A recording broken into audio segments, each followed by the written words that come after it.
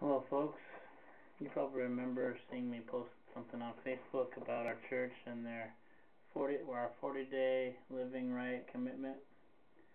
We'll read a chapter from the book of James every day for 40 days. And the 40 days leading up to Easter, we started this the last day of February.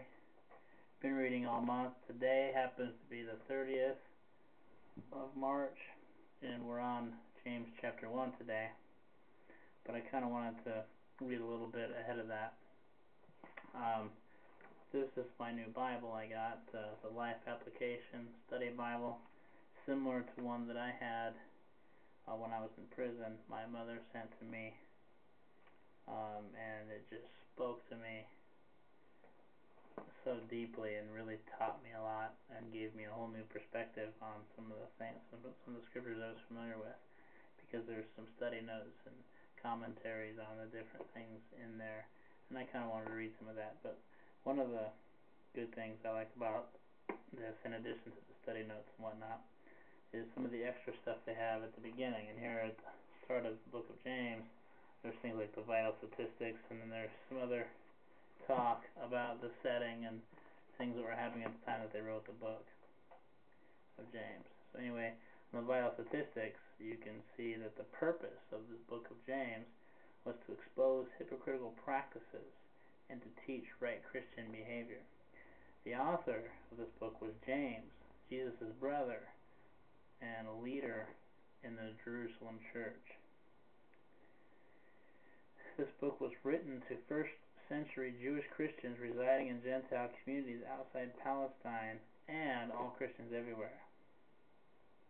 It was written probably around AD 49, prior to the Jerusalem Council, which was in AD 50. The setting was, of this letter was to express James's concern for persecuted Christians who were once part of the Jerusalem church. And the key verse of this book is chapter 2, verse 18, which says, "But someone will say, 'You have faith and I have works. Show me your faith without your works, and I'll show you my faith by my works.'"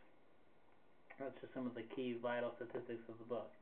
But there's some other reading here I'm going to introduce us to, and kind of get us off to a good start. Miraculous, the first word. Revolutionary, the second word. Greatest ever. We are inundated by a flood of extravagant claims as we flip the television dial or magazine pages.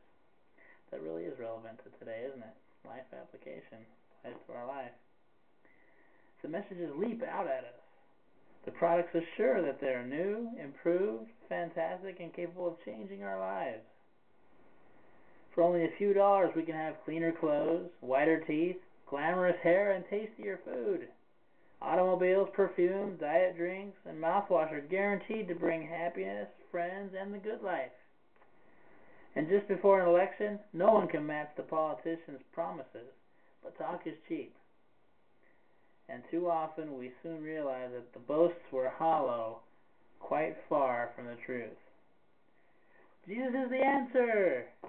Believe in God. Follow me to church.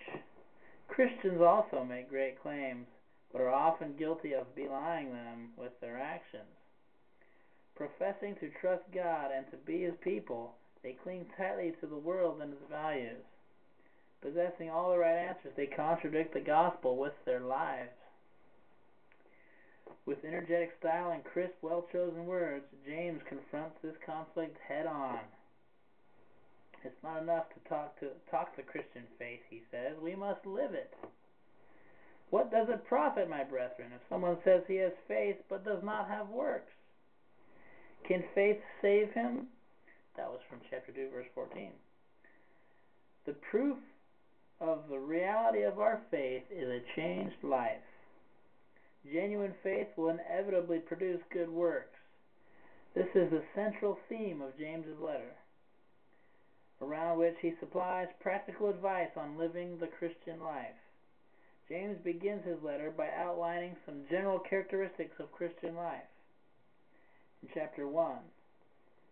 Next, he exhorts Christians to act justly in society in the first part of chapter 2.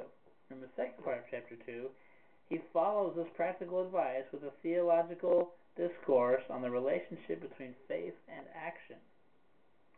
Then, James shows us the importance of controlling one's speech in chapter 3. The last part of chapter 3, James distinguishes two kinds of wisdom, earthly and heavenly. Then in 4, he encourages his readers to turn from evil desires and obey God. James reproves those who trust in their own plans and possessions. Finally, he exhorts his readers to be patient with each other in chapter 5, to be straightforward with their promises, to pray for each other, and to help each other remain faithful to God. This letter can be considered a how-to book on Christian living.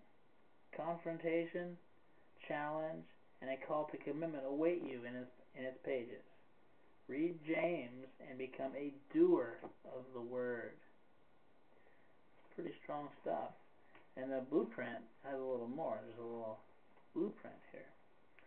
James wrote to Jewish Christians who had been scattered throughout the Mediterranean world because of persecution.